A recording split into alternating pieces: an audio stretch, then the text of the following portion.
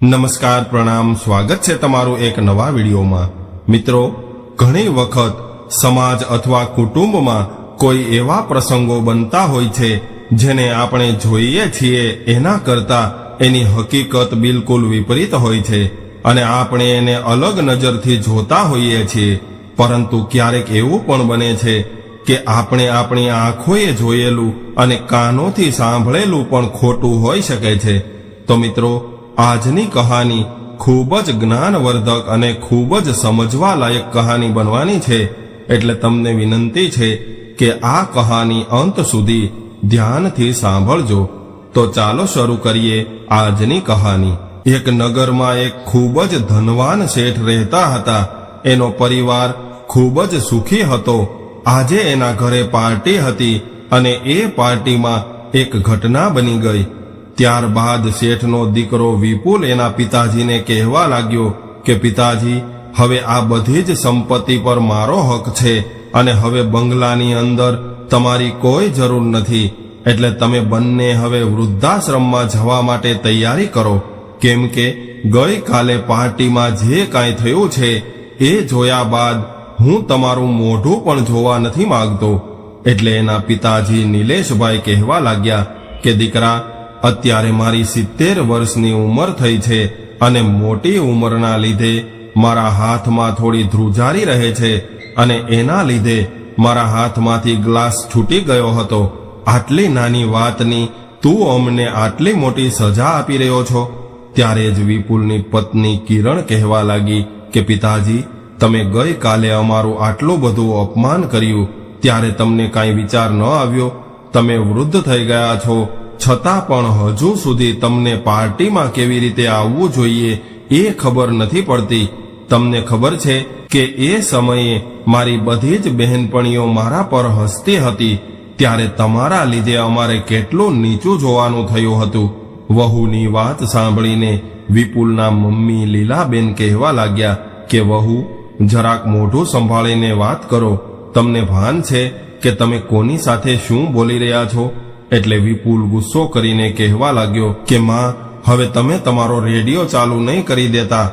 ત્યારે લીલાબેન કહેવા લાગ્યા કે વાહ દીકરા, હવે મારું બોલવાનું પણ તને રેડિયો લાગે છે। એટલે નિલેશભાઈએ વિપુલને કહ્યું કે દીકરા, અમે તારા પાલન પોષણમાં શું ખામી રાખી હતી કે તું આજે અમને આવા દિવસો દેખાડી રહ્યો છો? આવું સાંભળીને વિપુલે તરત જ જવાબ આપી દીધો કે પિતાજી, બીજી બધી વાતો રહેવા દ્યો અને તમે તમારી સાથે લઈ જવાનો સામાન પેક કરી લ્યો। 1 કલાકની અંદર ડ્રાઈવર તમને મૂકવા આવશે અને હા, જતી વખતે તમારા બંનેના મોબાઈલ મને આપતા જજો, નહીતર આખી દુનિયામાં તમે મને બદનામ કરી દેશો। ત્યારબાદ એની પત્નીને કહેવા લાગ્યો કે કિરણ, તું રૂમમાં આવ, મારી એક ફાઇલ નથી મળી રહી અને પેલી કેનેડાવાળી પાર્ટીનો વિડીયો કોલ આવવાનો છે, એટલે તું પણ મારી સાથે મીટિંગમાં હાજર રહેજે। 1 કલાક બાદ નિલેશભાઈ અને એના પત્ની લીલાબેન ઘર છોડીને જઈ રહ્યા હતા। આને ઘર છોડીને જઈ રહ્યા હતા એવું તો ન કહી શકાય, કારણ કે એના દીકરા અને વહુએ એને ઘરમાંથી કાઢી મૂક્યા હતા। વૃદ્ધ માતા પિતા જ્યારે ઘરમાંથી જઈ રહ્યા હતા ત્યારે એનો દીકરો અથવા વહુ એને છેલ્લી વાર આવજો કહેવા પણ ન આવ્યા। એ લોકો તો હજુ પણ ઘરનો દરવાજો બંધ કરીને રૂમની અંદર બિઝનેસ મીટિંગ કરી રહ્યા હતા। આ ઘર બનાવવા માટે નિલેશભાઈ અને લીલાબેને કેટલા બધા દુઃખ વેઠ્યા હતા। એમણે એના જીવનના સારા નરસા દિવસો આ ઘરમાં રહીને કાઢ્યા હતા। આ ઘર સાથે એની ઘણી બધી યાદો જોડાયેલી હતી અને એક ઝાટકે દીકરાએ એને પોતાના જ ઘરમાંથી કાઢી મૂક્યા। ઘરમાંથી નીકળતી વખતે લીલાબેનના પગ ભારે થઈ રહ્યા હતા અને બંને છેલ્લી વખત ઘરને જોઈને ખૂબ રડવા લાગ્યા।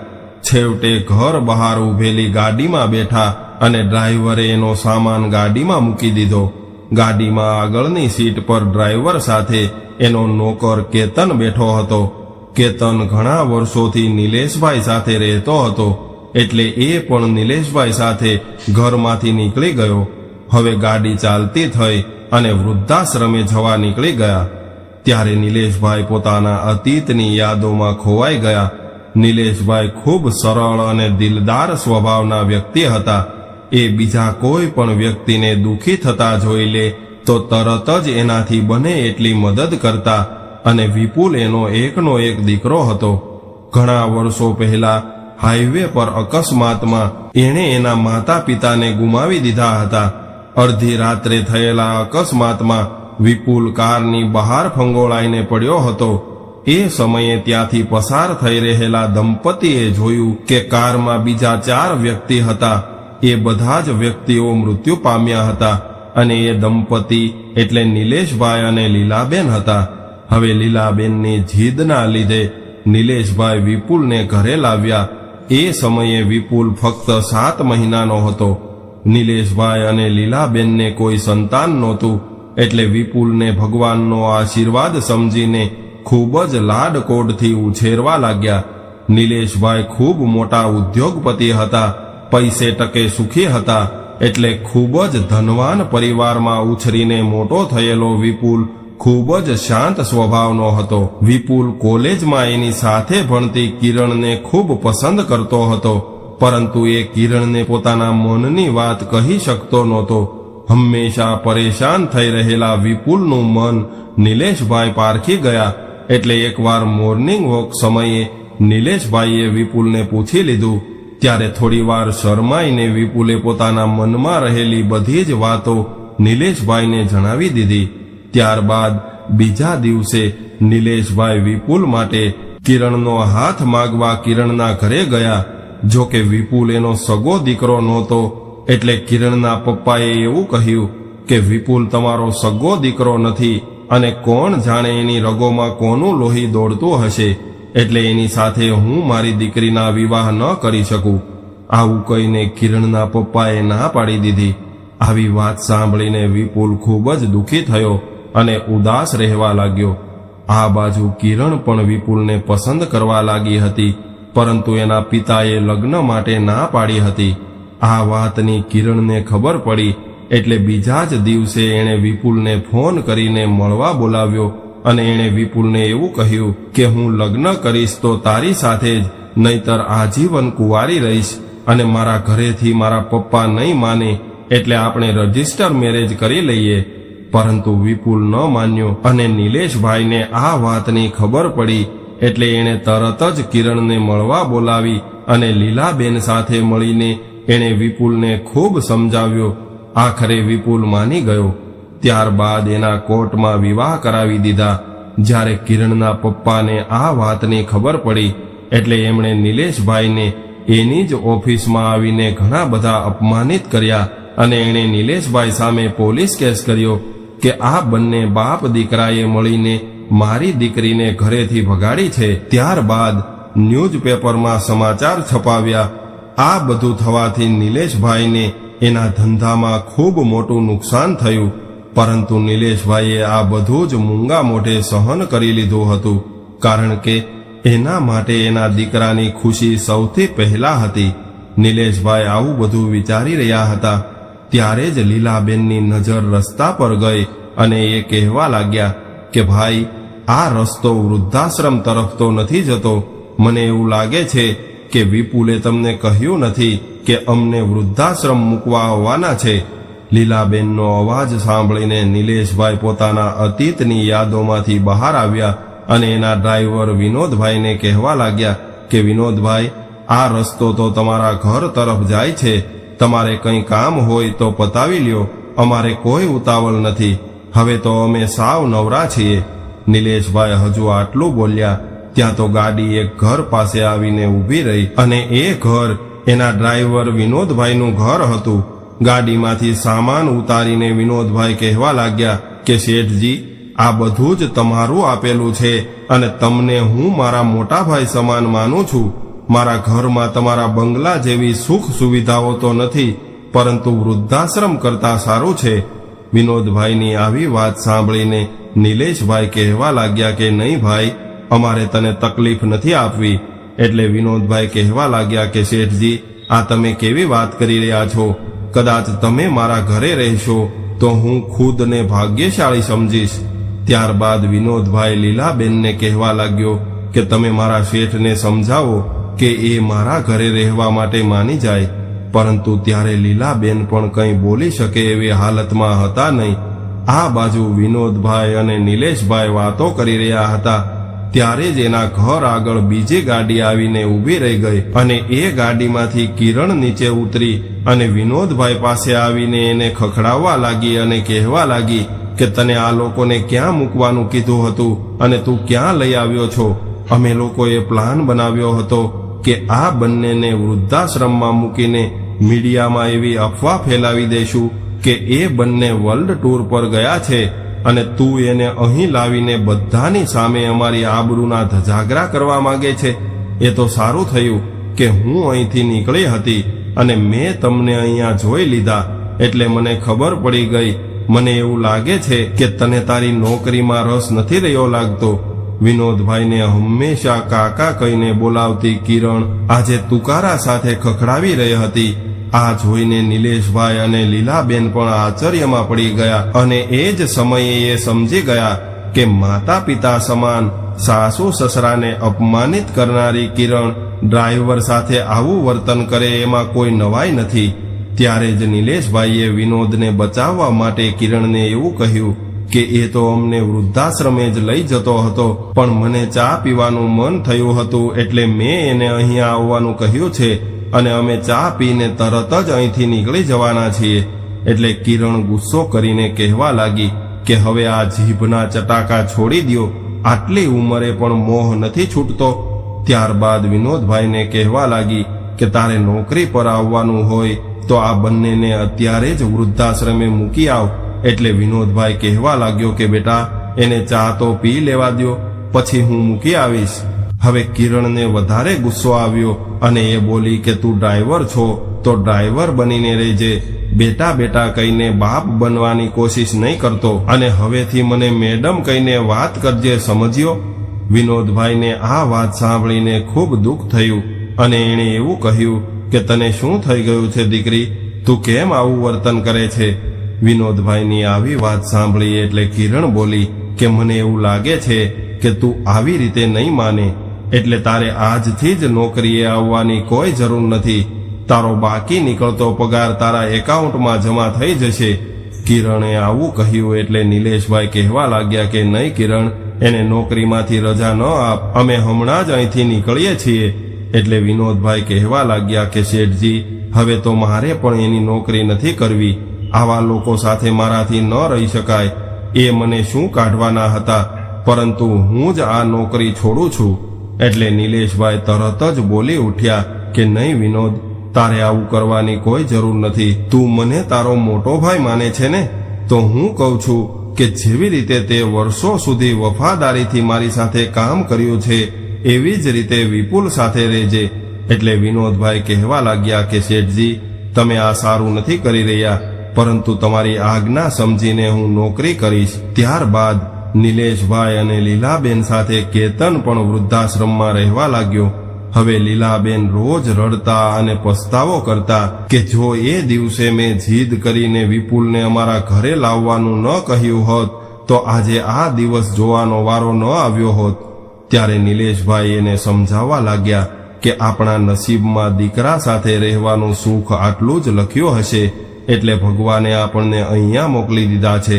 ઉપરવાળો જે કરે છે એ સારા માટે જ કરે છે. આમાં પણ આપણું કંઈક સારું થવાનું હશે, એટલે તું ચિંતા ન કરતી. નિલેશભાઈએ તો એની પત્નીને આશ્વાસન આપી દીધું, પરંતુ અંદર ને અંદર એક વાત એને કોતરી રહી હતી કે જે વહુ અને દીકરો એનો પડ્યો બોલ ઝીલી લેતા એ બંને આજે આવી રીતે અચાનક કેમ બદલાઈ ગયા હશે. 2 દિવસથી એ બંને થોડા ટેન્શનમાં હતા અને ધંધામાં કોઈ નુકસાની અથવા બીજી કોઈ વાત હોય તો વિપુલ મને કહ્યા વગર ન રહે. છેલ્લા કેટલાક સમયથી નિલેશભાઈનો બધો જ બિઝનેસ દીકરો અને વહુ સંભાળતા હતા. બની શકે છે કે એને લોભ આવ્યો હોય, પરંતુ એની અંદર લોભ આવ્યો હોય તો પણ આવું પગલું કેમ ભર્યું હશે? અને આમ પણ અમારા ગયા બાદ તો આ બધું એનું જ હતું. રોજ સવાર પડે અને નિલેશભાઈના મનમાં વિચારો આવવા લાગતા. એક વખત ઘરે ફોન પણ કર્યો, પરંતુ કોઈએ ફોન ન ઉઠાવ્યો. વૃદ્ધાશ્રમનો નંબર જોઈને ન ઉઠાવ્યો હોય. હવે એ બંને વાત કરવા પણ રાજી નહોતા. અમારો દીકરો અને વહુ અમારી સાથે આટલી બધી નફરત કેમ કરતા હશે? નિલેશભાઈ આવું બધું વિચારતા હતા અને ધીરે ધીરે 1 મહિનો વીતી ગયો. એક દિવસ સવારમાં એનો નોકર કેતન ક્યાંક ગાયબ થઈ ગયો. કંઈ પણ કહ્યા વગર એ ક્યાં ગયો હશે? અચાનક ક્યાં ગાયબ થઈ ગયો હશે? એટલે નિલેશભાઈ લીલાબેનને કહેવા લાગ્યા કે મને કેતનની ખૂબ ચિંતા થાય છે, એ ક્યાં ગયો હશે? ત્યારે લીલાબેને કહ્યું કે હવે મૂકો ને એ બધી પળોજણ. એ કાંઈ નાનો બાળક થોડો છે કે ખોવાઈ જશે. પહેલાનો સમય અલગ હતો, કેમ કે વર્ષોથી આપણી સાથે જાહો જલાલીમાં રહેતા કેતનને અહીંયા વૃદ્ધાશ્રમમાં ન ફાવે એ જોશમાં આવીને આપણી સાથે અહીં આવી તો ગયો હતો, પરંતુ પછી ફાવ્યું નહીં હોય એટલે પાછો બંગલે જતો રહ્યો હશે. એટલે નિલેશભાઈએ કહ્યું કે નહીં, હું કેતનને વર્ષોથી ઓળખું છું. એને રૂપિયા અથવા સુવિધાઓનો કોઈ મોહ નથી. એટલે લીલાબેને કહ્યું કે વર્ષોથી તો તમે તમારા દીકરાને પણ ઓળખતા હતા, પરંતુ કપરી પરિસ્થિતિમાં જ ખબર પડે છે કે કોણ પોતાનું છે અને કોણ પારકું છે.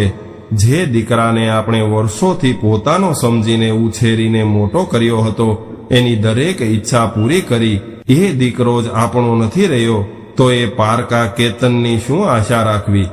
ત્યારે નિલેશભાઈ કહેવા લાગ્યા કે લીલા, તું આવી રીતે કેમ બોલી રહી છો? ભલે વિપુલને તે જન્મ નથી આપ્યો, પરંતુ તે એને સગા દીકરાથી પણ વધારે લાડકોડમાં મોટો કર્યો છે. એટલે લીલાબેન બોલ્યા કે એ જ લાડકોડનો ખૂબ સરસ બદલો આપ્યો છે. આવું કહીને એ રડવા લાગ્યા અને નિલેશભાઈને એવું લાગ્યું કે નક્કી કંઈક ગડબડ છે અને એ વિચારવા લાગ્યા કે મારા દીકરા અને વહુએ અમને ઘરેથી કાઢી મૂક્યા અને અમને વિનોદના ઘરે ન રહેવા દીધા. ત્યારબાદ કેતન આવી રીતે અચાનક ગાયબ થઈ ગયો. આ બધી જ ઘટનાઓને એકબીજા સાથે કંઈક ને કંઈક સંબંધ છે. એણે આખો દિવસ વિચાર કર્યો, પરંતુ નિલેશભાઈના મગજમાં કંઈ ન આવ્યું. સાંજ પડતા જ એક નવી નક્કોર ગાડી વૃદ્ધાશ્રમના આંગણામાં આવીને ઊભી રહી અને એમાંથી વિનોદ બહાર આવ્યો અને નિલેશભાઈ તેમજ લીલાબેનને પોતાની સાથે આવવાનું કહ્યું. ત્યારે બંનેએ પૂછ્યું કે અમને ક્યાં લઈ જવા છે, પરંતુ એણે કંઈ જવાબ ન આપ્યો. ફક્ત ગાડીમાં બેસી જવાનું કહ્યું. એટલે લીલાબેને એવું કહ્યું કે અત્યાર સુધી તો દીકરો અને વહુ ઓર્ડર કરતા હતા, હવે તો વિનોદ પણ અમારા પર ઓર્ડર કરવા લાગ્યો છે. એટલે વિનોદભાઈએ કહ્યું કે નહીં, હું તમને ઓર્ડર નથી કરતો, બસ તમને મારા પર વિશ્વાસ હોય તો કંઈ પણ બોલ્યા વગર ગાડીમાં બેસી જાઓ. ત્યારબાદ નિલેશભાઈ અને લીલાબેન ગાડીમાં બેસી ગયા અને ગાડી ધીરે ધીરે એના બંગલા તરફ આગળ વધી. બંગલો અવનવી લાઇટોથી ઝળહળી રહ્યો હતો, ખૂબ સુંદર રીતે શણગાર્યો હતો. એટલે લીલાબેન કહેવા લાગ્યા કે હવે હું બધું સમજી ગઈ છું કે ઘરે પાર્ટી રાખી હશે અને બહારથી મહેમાન આવવાના હશે અને એ મહેમાનોની હાજરીમાં વિપુલને નીચું ન જોવું પડે એટલે પ્રસંગ સાચવવા પૂરતા આપણને બોલાવ્યા હશે, પરંતુ હું એ પાર્ટીમાં નહીં આવું. ત્યારે નિલેશભાઈ કહેવા લાગ્યા કે પરિસ્થિતિ જાણ્યા સમજ્યા વગર જ તું કેમ આવું તારણ કાઢી લે છે? પહેલા આપણે ઘરે જઈએ, જોઈએ કે શું થયું છે, ત્યારબાદ વિચાર કરશું. ત્યારે લીલાબેન તરત જ બોલ્યા કે તમને હજી એ લોકો પાસેથી કંઈ આશા છે? એટલે નિલેશભાઈએ કહ્યું કે હા, એ મારો દીકરો છે. ચાલ, હવે ઘર આવી ગયું છે, ગાડીમાંથી નીચે ઉતર. ગાડીનો અવાજ સાંભળીને તરત જ કિરણ દોડતી દોડતી બહાર આવી અને પૂજાની થાળી મંગાવીને બંનેની આરતી ઉતારી. ત્યારબાદ બંનેને પગે લાગી અને કહેવા લાગી કે આવો પિતાજી, આવો માજી, તમારા ઘરમાં તમારું સ્વાગત છે. આ ઘર તમારા વગર ઘર નહોતું, હવે તમારે ક્યાંય પણ જવાની જરૂર નથી, તમારે અહીંયા જ રહેવાનું છે. એટલે લીલાબેન બોલ્યા કે તને તો કાચીડાની જેમ રંગ બદલતા સરસ આવડે છે, બોલ હવે અમને અહીં બોલાવવાનું શું કારણ છે? એટલે કિરણ કહેવા લાગી કે સાચી વાત છે માજી, જીવનમાં ઘણી વખત પરિસ્થિતિઓ એવી બની જાય છે કે માણસે બદલવું પડે છે. ત્યારે લીલાબેન બોલ્યા કે હા, એટલે જ અમને બોલાવવા પડ્યા છે, સાચી વાત ને? હવે તારી ફિલોસોફી રહેવા દે અને કારણ બોલ.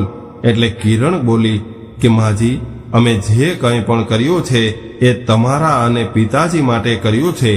આવું સાંભળીને લીલાબેન કહેવા લાગ્યા કે અરે વાહ, અમને અમારા જ ઘરમાંથી બહાર કાઢીને વૃદ્ધાશ્રમમાં મોકલી દીધા, એ અમારા માટે સારું કર્યું છે. ત્યારે જ નિલેશભાઈ કહેવા લાગ્યા કે હવે તું એની વાત તો સાંભળ, બહુ ઉતાવળી છો. તું બોલ કિરણ, કેમ આવું પગલું ભરવું પડ્યું? ત્યારે કિરણ બોલી કે પિતાજી, આપણી કંપનીના એક કર્મચારીએ કંપનીમાં ઘણા સમયથી ગોટાળો ચાલુ કર્યો હતો. આપણી કંપનીની પ્રોડક્ટના બોક્સમાં દાણચોરીનો માલ આવતો અને જતો હતો, અને એ વાતની અમને ખબર પડી ત્યારે ખૂબ મોડું થઈ ગયું હતું, અને સરકાર આપણી કંપની ઉપર કાયદેસરની કાર્યવાહી હાથ ધરે ત્યારે કંપનીના ઓનર એટલે કે તમે અથવા વિપુલ, બેમાંથી કોઈ એકને જેલ ભેગા થવું પડે એમ હતું. અમે આ મુદ્દે આપણા વકીલ સાથે વાત કરી તો એમણે એવું જણાવ્યું હતું કે આપણે ગમે એમ કરીએ તો પણ ઓછામાં ઓછા 3-4 દિવસ તો જેલમાં જવું પડશે. હવે અમારી પાસે ફક્ત એક જ રસ્તો હતો કે તમે બંનેમાંથી કોઈ એક જેલ હવાલે થાવ, પરંતુ આખી જિંદગી તમે માથું ઊંચું રાખીને જીવ્યા છો. ફક્ત એક વાર અમારા વિવાહ માટે તમે મારા પપ્પા સામે નમ્યા હતા, અને તમારા માટે વિપુલની ખુશી સૌથી પહેલા હતી. એટલે અમારે આ ઉંમરે તમને જરા પણ દુઃખ નહોતું આપવું, કેમ કે તમે અમારા માટે ઘણું બધું કર્યું હતું. હવે અમારે તમારા માટે કંઈક કરવાનો વારો હતો, અને તમારી હાજરીમાં પોલીસ આવી હોત તો કાયદાકીય રીતે તમારી ધરપકડ થવાની હતી, અને અમે નહોતા ઈચ્છતા કે તમે જેલમાં જાઓ. એટલે અમે નક્કી કર્યું કે વિપુલ જેલમાં જશે અને હું જામીન અરજી વગેરે કાર્યવાહી કરીશ, અને તમને બંનેને કોઈ એવી જગ્યા પર મોકલી દઈશું જ્યાં માર્કેટની ખબર ન પહોંચતી હોય. અને એના માટે સૌથી સારી જગ્યા અમને વૃદ્ધાશ્રમ લાગી હતી. એટલે પહેલા તો અમે બંને ત્યાં જઈને બધી જ સુવિધાઓ છે કે નહીં એ તપાસ કરી અને એના મેનેજરને પણ આખી વાત જણાવી. ત્યારબાદ મેનેજર પણ માની ગયા, અને વૃદ્ધાશ્રમમાં આવી રહેલા ન્યૂઝપેપર અને મેગેઝિન થોડા સમય માટે બંધ કરી દીધા, અને અમે તમારા બંનેના મોબાઈલ ફોન પણ લઈ લેવાનું નક્કી કર્યું હતું, જેથી તમારા સુધી કોઈ પણ પ્રકારની માહિતી ન પહોંચી શકે. બીજા દિવસે પાર્ટીમાં અમે બંને સતત બહાનું શોધતા હતા કે કોઈ એવી ઘટના બને અને અમે તમને અહીંથી મોકલી દઈએ, અને તમને વૃદ્ધાશ્રમમાં એકલા મોકલવામાં અમને ખચકાટ થતો હતો. એટલે જ અમે કેતન કાકાને તમારી સાથે મોકલ્યા હતા. વિનોદ કાકાને આ વાતની ખબર નહોતી, એટલે એ તમને એના ઘરે લઈ જવા માંગતા હતા, પરંતુ મેં ત્યાં આવીને બાજી સંભાળી હતી. પિતાજી, તમે માનશો નહીં, પરંતુ અમે બંનેએ ખૂબ જ હિંમત કરીને અમારા દિલ પર પથ્થર મૂકીને આ પગલું ભર્યું હતું. પિતાજી, તમે ગયા એ આખી રાત વિપુલ ખૂબ જ રડ્યા હતા. બીજા દિવસે પોલીસ આવી અને એની ધરપકડ કરી ગઈ. અમને માફ કરજો પિતાજી, અમારી ભૂલના કારણે તમારે ઘણું બધું સહન કરવું પડ્યું, અને અમે તમારી સાથે જે કંઈ કર્યું છે એના માટે માફી શબ્દ ખૂબ નાનો છે.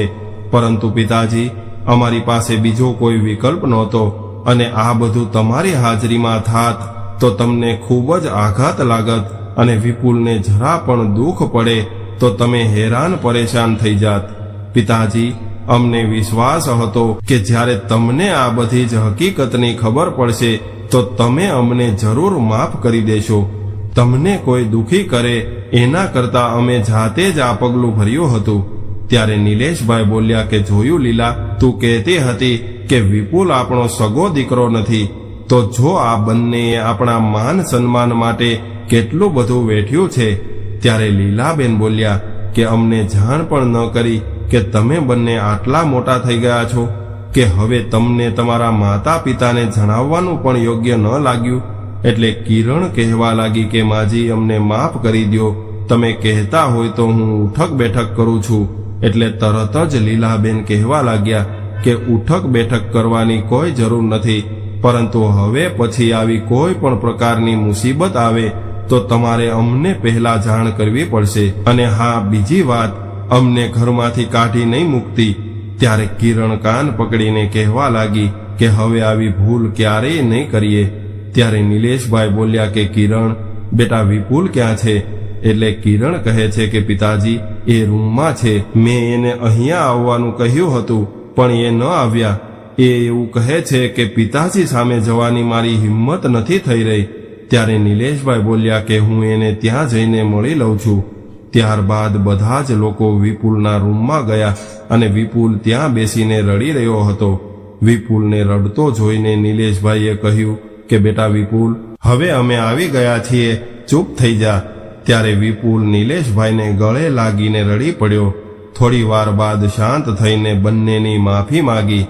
ત્યારબાદ નિલેશભાઈ કહેવા લાગ્યા કે દીકરા, તારી રગોમાં કોનું લોહી વહે છે એ તો મને ખબર નથી, પણ હા, એમાં સંસ્કાર તો અમારા છે. એ તે આજે સાબિત કરી આપ્યું છે. આજે હું ધન્ય થઈ ગયો છું કે તારા જેવો દીકરો મને મળ્યો છે. તો મિત્રો, આજની સ્ટોરી તમને કેવી લાગી કોમેન્ટમાં જરૂર જણાવજો, અને પસંદ આવી હોય તો વિડીયોને લાઈક, શેર અને નવા હોય તો ચેનલને સબસ્ક્રાઇબ જરૂરથી કરજો. હર હર મહાદેવ.